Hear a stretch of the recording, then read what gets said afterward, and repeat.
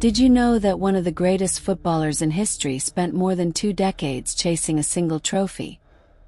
And no matter how close he came, it always seemed to disappear. Millions witnessed it. Entire nations followed it. Commentators discussed it. Fans argued about it. And over time, what began as a football story started sounding more like a legend. Not a legend about victory. A legend about pursuit. A legend about obsession. A legend about a prize that always remained just beyond reach. The prize was the FIFA World Cup. The man chasing it was Cristiano Ronaldo. And depending on who you ask, his story is either one of extraordinary perseverance or one of football's strangest modern curses. The story begins on a small island in the Atlantic Ocean, Madeira. Long before packed stadiums chanted his name, Cristiano Ronaldo was simply a boy with a dream. He trained relentlessly. He sacrificed comfort. He sacrificed sleep. He sacrificed normality. Even as a child, teammates remembered his obsession with improvement. Winning wasn't enough. He wanted greatness. As years passed, his talent became impossible to ignore. Sporting Lisbon, then England, then the world. Everywhere Ronaldo went, trophies followed. League titles, Champions League trophies, domestic cups, records, individual awards, Ballon d'Or victories, goals, thousands of goals. By the mid-2010s, Ronaldo had achieved almost everything football could offer. Almost. One prize remained: the World Cup, the trophy every player dreams about. The trophy that transforms stars into immortals. The trophy that seemed determined to stay out of his reach. First, nobody thought much about it. World Cups are difficult to win. Even legends fail. The tournament arrives only once every 4 years. A single mistake can end a campaign. There was nothing unusual about falling short, until it kept happening, again, and again, and again. The first warning signs appeared in Germany during the 2006 World Cup. Portugal possessed a talented squad. Ronaldo was young. He was fast and fearless. The future appeared limitless. Portugal reached the semi-finals. The dream felt close. Then it vanished. France ended Portugal's journey. The trophy slipped away. No one worried. Ronaldo was only 21. There would be more opportunities. There always are, or so people believed. 4 years later came South Africa. 2010 World Cup. Expectations were higher. Ronaldo was now one of football's biggest stars. Fans expected miracles. Instead, Portugal's campaign ended abruptly. Spain eliminated them. Another opportunity lost. Another chapter added. The pattern had begun. Then came Brazil. The tournament carried enormous significance. Many considered Ronaldo to be at the peak of his powers. If he were ever going to conquer the World Cup, surely this was the moment. Yet before the tournament even began, strange problems emerged. Injuries, fitness concerns, physical limitations. Portugal entered weakened. The campaign unraveled quickly. Results disappointed. Momentum disappeared. The dream ended earlier than expected. As Ronaldo walked off the pitch, cameras captured familiar images. Frustration, exhaustion, disbelief. The World Cup had escaped him again. Around this time, a curious phenomenon began spreading among football fans. Theories, not serious theories. At least initially. More like whispers. Online discussions. Late-night debates. Conversations between supporters. Some began noticing an unsettling pattern. No matter how many records Ronaldo broke, no matter how many goals he scored, no matter how many trophies he won, The World Cup always remained beyond reach. The observation itself wasn't unusual. Many great players never won the tournament. But Ronaldo wasn't simply another great player. He was one of the greatest. And the longer the drought continued, the stranger it seemed. Soon the whispers grew louder. Some fans jokingly called it a curse. Others dismissed the idea entirely. But the phrase survived. Because every 4 years the pattern returned. The same dream. The same hope. The same ending. Then came Russia. Perhaps the most intriguing chapter of all. By now, Ronaldo was no longer young. Time had become visible. Not in his performances. In the calendar. Every World Cup carried increasing importance. Every tournament felt more final than the last. Portugal arrived with cautious optimism. The opening match produced one of the most memorable moments in World Cup history. Portugal faced Spain. The stage was enormous. The pressure immense.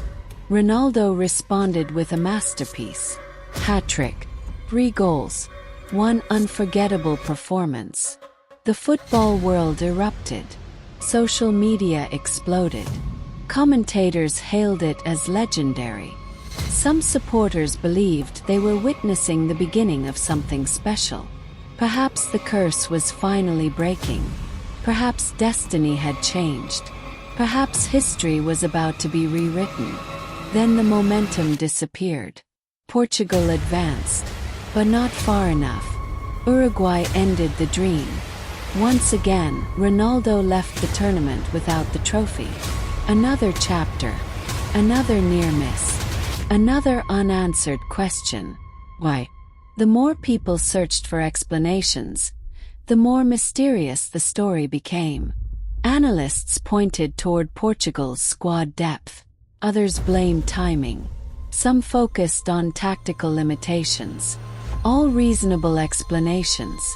Yet football folklore rarely accepts reasonable explanations. Fans wanted something deeper, something larger. Story. And stories have power, especially when repeated often enough. Eventually, the curse narrative became part of football culture. Journalists referenced it. Fans debated it. Memes circulated. Videos accumulated millions of views. The World Cup became Ronaldo's unfinished business. His white whale. His impossible mountain. His shadow. Then something peculiar happened. Witnesses inside football began describing the psychological effect. Former players spoke about expectation. Coaches discussed pressure. Sports psychologists examined the burden of carrying an entire nation's hopes. The pressure wasn't merely external. It became internal. The player knew the story. The fans knew the story. The media knew the story. The curse no longer existed only in conversations. It existed in minds. And sometimes the most powerful curses are the ones people believe. As the years passed, another layer of mystery emerged. Football supporters began comparing Ronaldo's story to ancient legends. Not because they believed in magic, because they recognized the structure. Hero, quest, countless victories, one unreachable prize. Every time he approached it, something intervened. A stronger opponent, a weaker squad, an injury, bad timing, misfortune. The obstacle changed. The result remained the same. The resemblance to folklore was impossible to ignore. Then came Qatar, his final World Cup. Or at least what many believed would be his final World Cup. The atmosphere felt different from previous tournaments. Not hopeful, urgent. There was a sense that history was running out of time. Every match carried extraordinary significance. Every minute mattered. Every opportunity felt precious. Portugal progressed. The dream remained alive. But outside the stadiums, another drama unfolded. Questions about Ronaldo's role. questions about his future, questions about his place in the team. The noise grew louder, the pressure intensified. Then came Morocco, a match few predicted would become historic.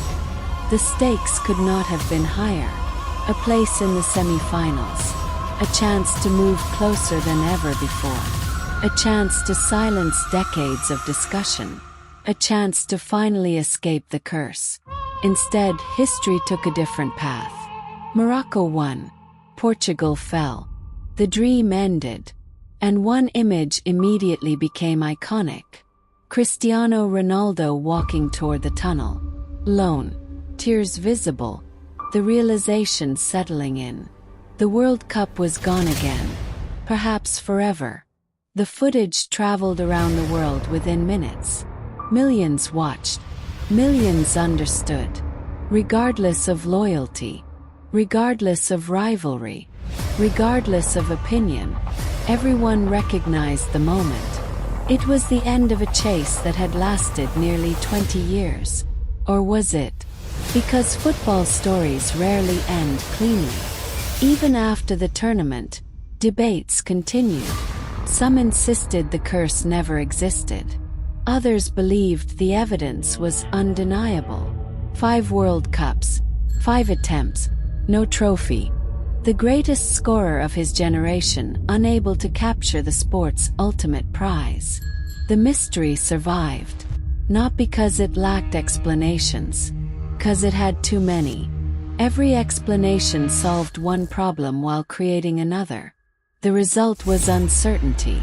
And uncertainty is where legends thrive. Today, Ronaldo's career stands among the greatest in sporting history. His records may survive for generations. His achievements are extraordinary. His influence is undeniable. Yet one question continues following his story. What would have happened if circumstances had been different? A different draw, a different generation, a different moment, a different bounce of the ball. Would the curse still exist? Or would history tell a completely different story? Nobody knows. And perhaps that is why the legend endures. Because unresolved stories linger longer than completed ones. Victories provide closure. Mysteries provide immortality. The World Cup became Ronaldo's greatest mystery. Not because he failed, because he came close enough to make people wonder.